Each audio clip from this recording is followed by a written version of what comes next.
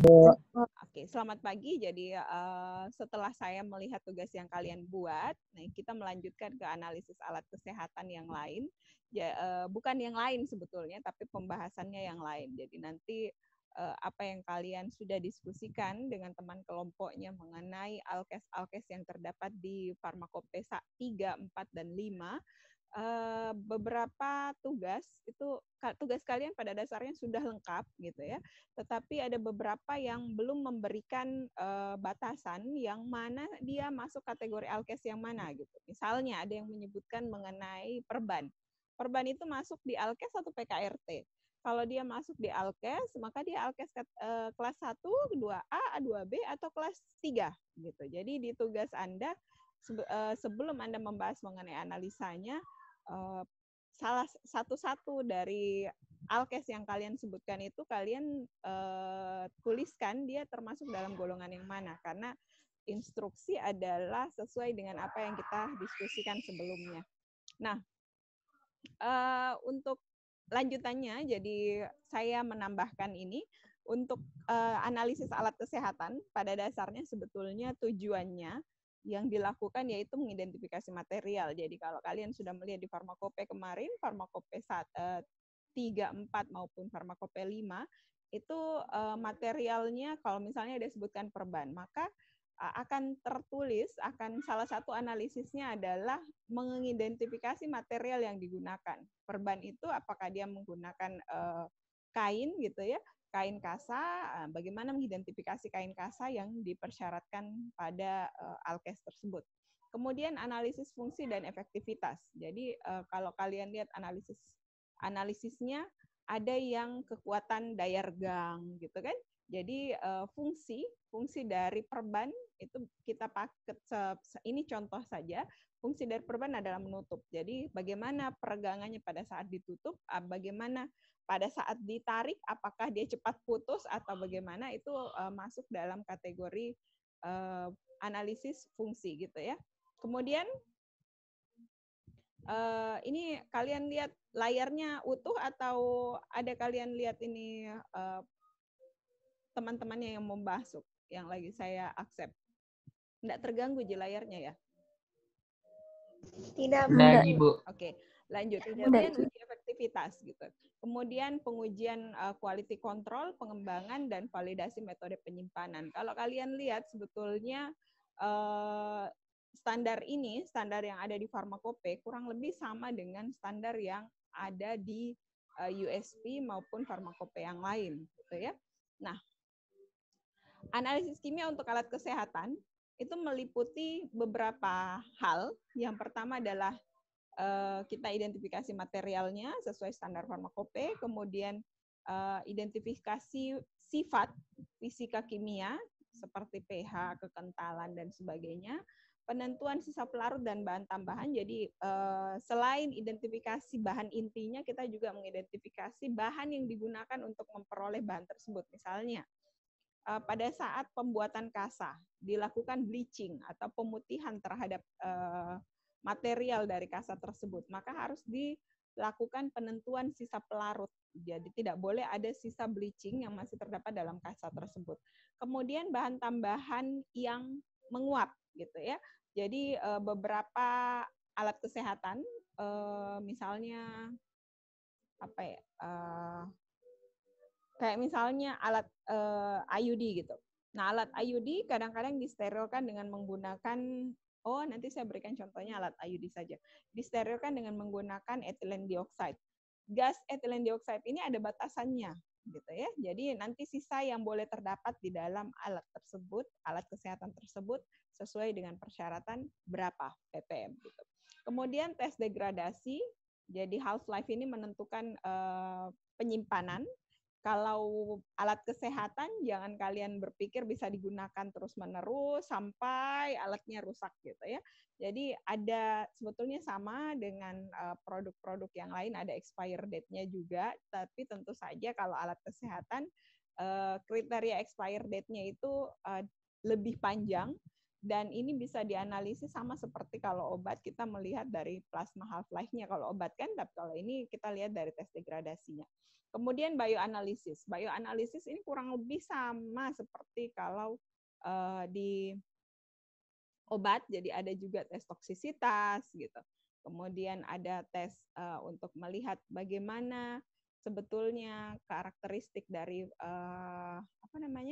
materialnya tersebut dalam mengakibatkan hipersensitivitas pada kulit gitu ya.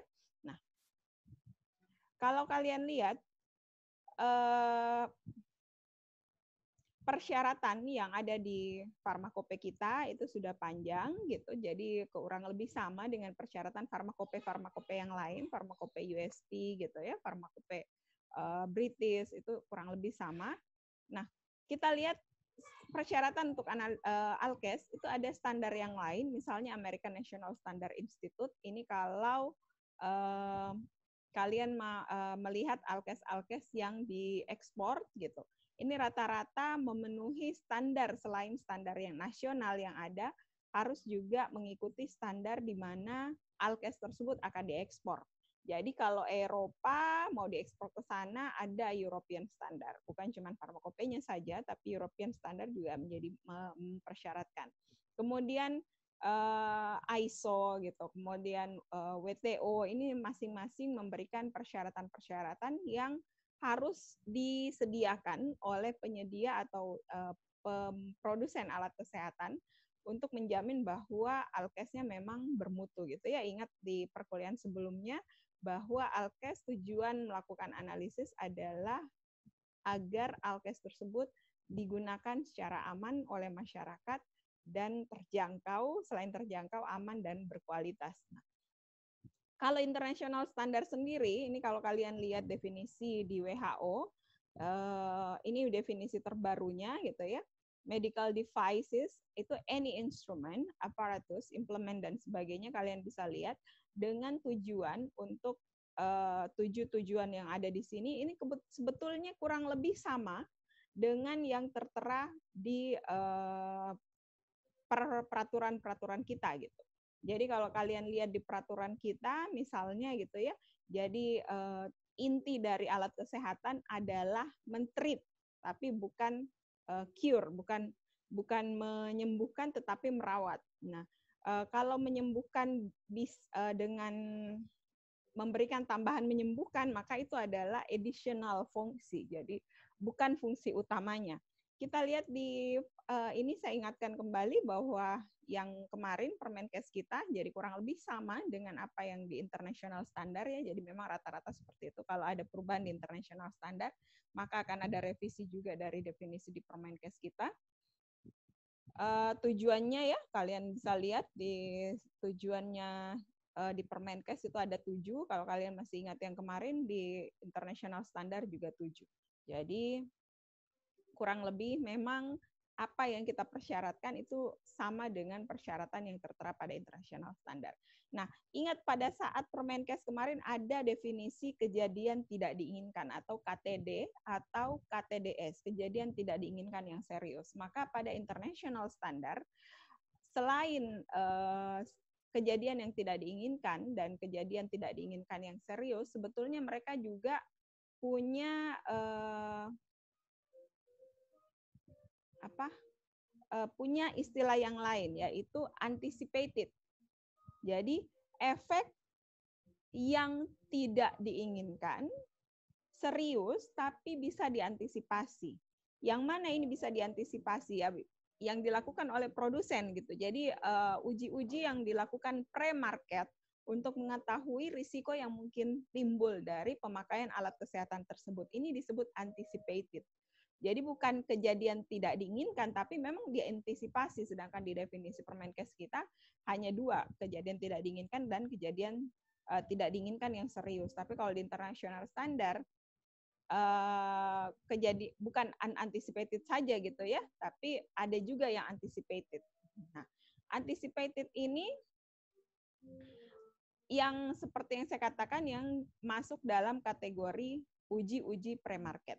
Sedangkan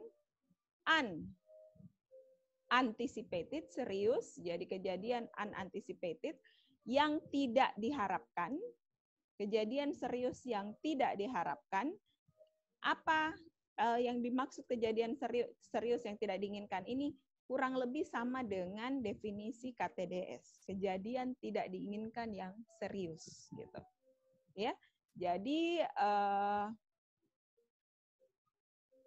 masuk kategori yang mana? Jadi kemarin kalau yang mengakibatkan kematian, yang mengakibatkan cacat gitu ya, yang mengakibatkan hospitality atau rawat inap jangka waktu yang lama, maka di international standard selain definisi yang tertera di Permenkes mengakibatkan kematian, kemudian mengakibatkan gangguan kesehatan seperti life threatening, bisa mengakibatkan resiko gitu ya, penyakit yang bisa mengakibatkan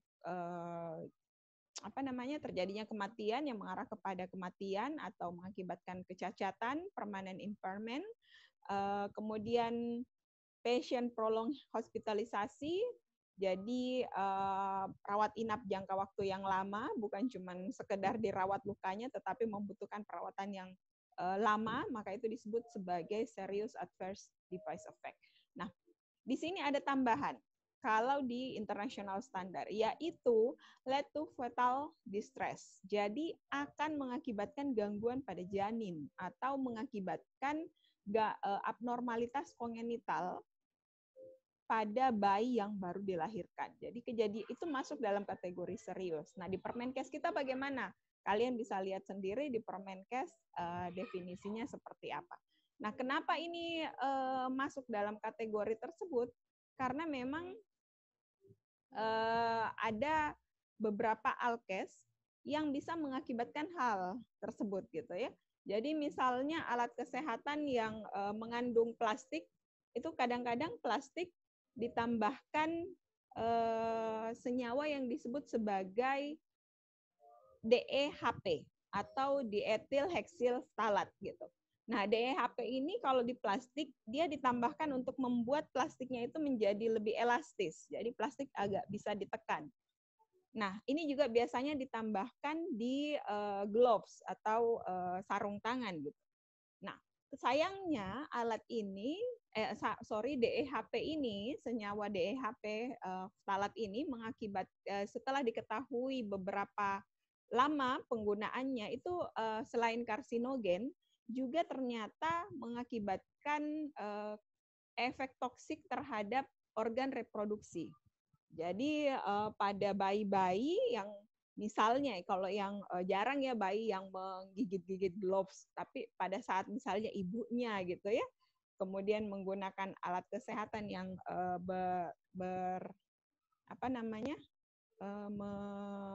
pada saat masa menyusui atau masa mengandung,